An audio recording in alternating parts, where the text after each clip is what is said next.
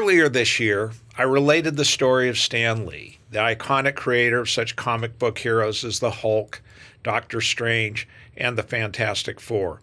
As you may already have heard, Lee passed away recently at the age of 95.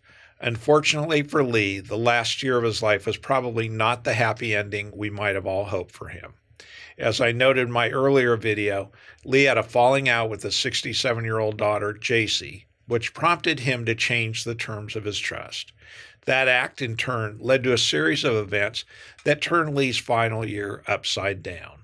First, a business partner of Lee's daughter became Stan Lee's senior advisor, which allowed him to control Lee's medical and legal matters.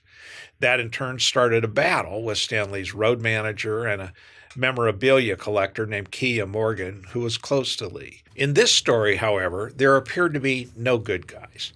Lawsuits began flying and drama unfolded at Lee's house as warring factions sought control over Stan Lee's finances, assets, and health.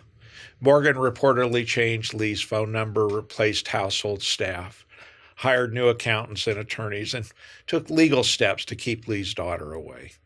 Then the pendulum swung the other way in June, when Morgan was arrested for making multiple false 9/11 calls, and a new attorney for Lee sought and received a restraining order against Morgan. In the end, and after much wrangling in court, Lee's daughter Jacy took back control of her father's affairs. Perhaps that was one of the better possible outcomes, at least as far as how Stan Lee felt about it.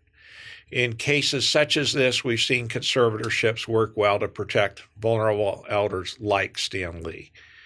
But the downside of such protection is that family members are often removed from the picture. Frail seniors are sometimes confused or disoriented, and having caregivers they don't know can be very unsettling.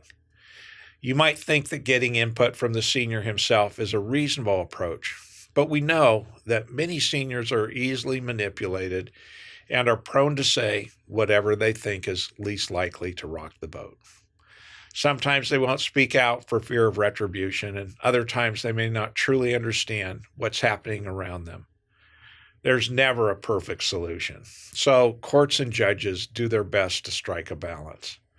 In one of his final interviews on October 8th, Stan Lee had this to say about the drama of his 95th year and his daughter's return to look after him. As far as I'm concerned, we have a wonderful life. I'm pretty damn lucky. I love my daughter. I'm hoping she loves me. When asked about allegations of elder abuse, Lee quipped, "I wish that everyone would be as abusive to me as Jacy."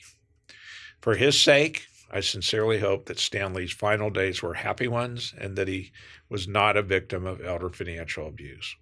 The lesson here for other seniors is to make sure you have legal and financial advisors who are completely trustworthy.